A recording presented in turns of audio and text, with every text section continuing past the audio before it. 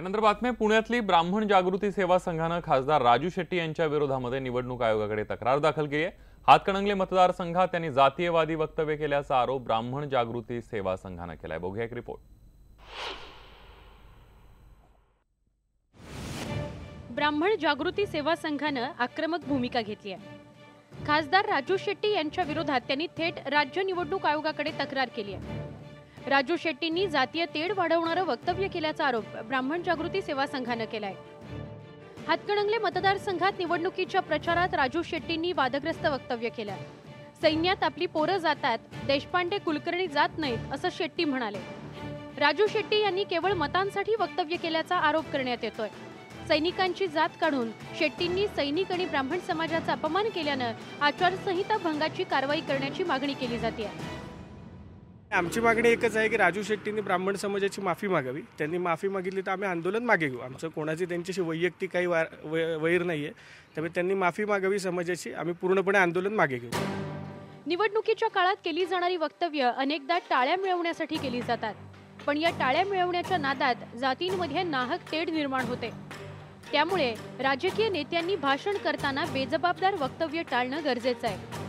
अद्वैत मेहतासह bureau report, news 18 Lokmat, Pune. यानंतर जाणार आहोत हिंगोलीला। हिंगोली लोकसभा मतदारसंघातून विद्यमान खासदार राजीव सातव यांनी माघार घेतल्यानं तिथं आता आजी माजी शिवसैनिकांमध्ये थेट लढत होती आहे। काँग्रेसतर्फे माजी खासदार सुभाष वानखेडे मैदानात तर सेनेतर्फे हेमंत पाटील मैदानात आहेत। पाहूया हिंगोली लोकसभा मतदारसंघाचा आढावा।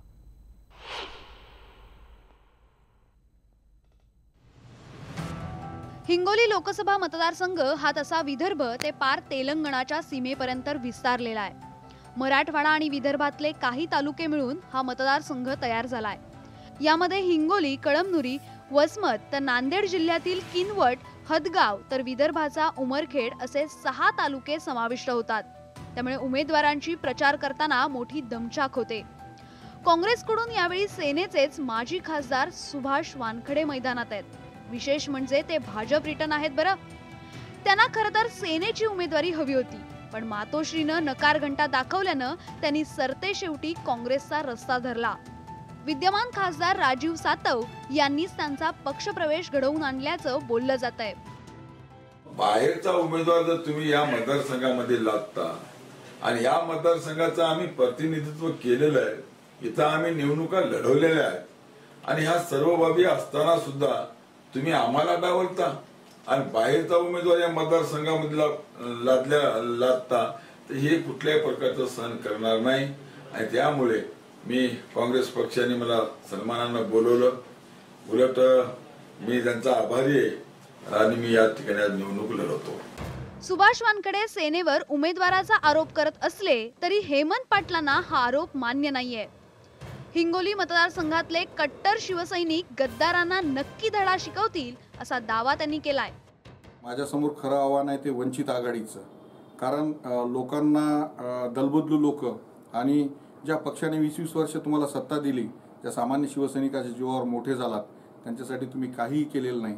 त्यामुळे शिवसैनिकांमध्ये फार मोठी चीड आणि संताप झाले आहे आणि लोकांना असे दलबदलणारे आवडत नाहीत। त्यामुळे माझी जी काही स्पर्धा आहे ती वंचित आघाडीच्या उमेदवाराशी आहे, काँग्रेसची नाही।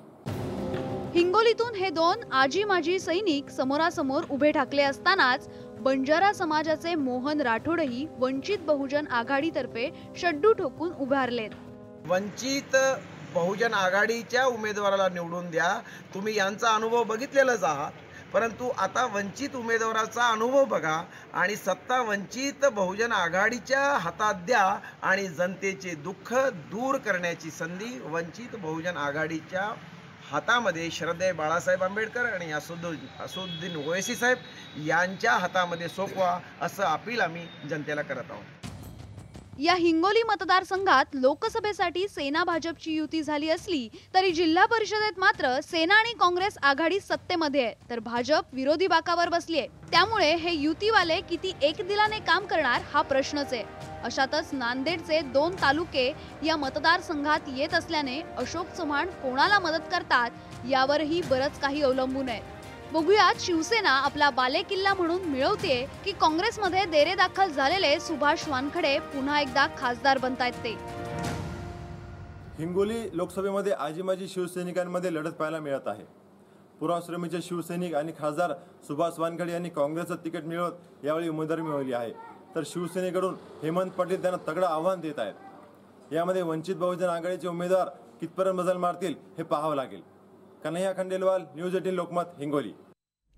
काश्मीरमध्ये पुन्हा एकदा लष्कराच्या ताफ्यावर दहशतवादी हल्ला करण्यात आला. काश्मीर परिवहनची बस निवडणूक कामासाठी ठेवण्यात आली होती. ही बस या जवानांना आणण्यासाठी जात असताना बेछूट गोळीबार करण्यात आला. सुदैवानं या बसमध्ये जवान नसल्यानं जीवितहानी टळली आहे.